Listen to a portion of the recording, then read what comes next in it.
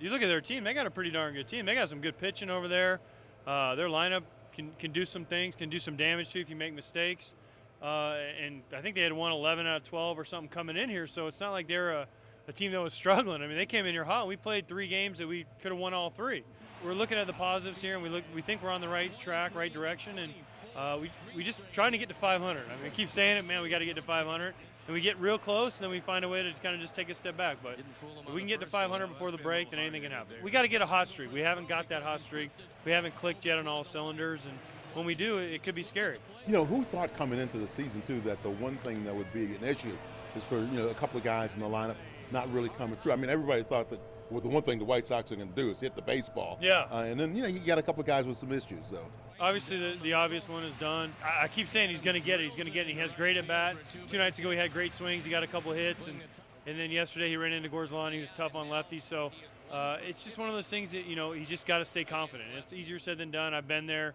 I know what it's like to go up there and just not be able to get a hit, but he's got to keep his confidence. In terms of handling the pitching staff, what kind of a relationship do you have with those guys? I talk to all of them all the time. We get along, we laugh, we joke.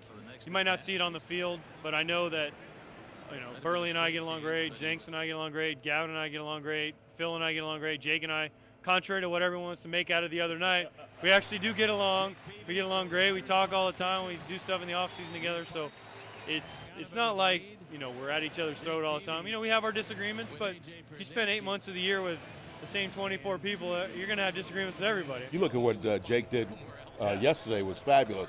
I mean, coming in off short rest and then, giving you 4 solid innings. I wish, we were joking with him, we should get start like that because, man, came in throwing 95, nasty slider. And he said that's the best he's felt since he's been here. We're like, well, maybe we shouldn't tell you when you're pitching. You should just run out there. Hey, Jake, you're starting today. Go get him. You got 5 minutes. You look at the White Sox, really a room full of characters, but none more so than Ozzie Guillen.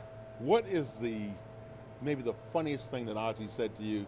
And maybe something that you thought was funny at the time, but you turned out and you said, that's really starting to make some sense now. Man, it's so hard for me to tell Ozzie stories because you have to bleep every single one of them out. I mean, people ask me, what's the best thing Ozzie said to you? What's the worst thing Ozzie said to you? And it usually involves a lot of, those 4-letter words you can't say.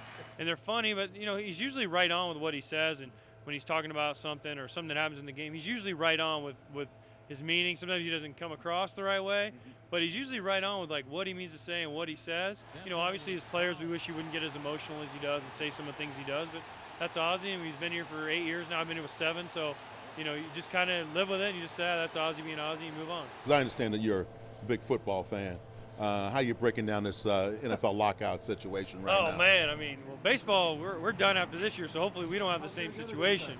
But, man, football, it's like, how much money do they need? It's like they got all this money. They got like $20 billion, and they're like fighting over like $100,000. It's like, all right, you got to sit down, sit in a room.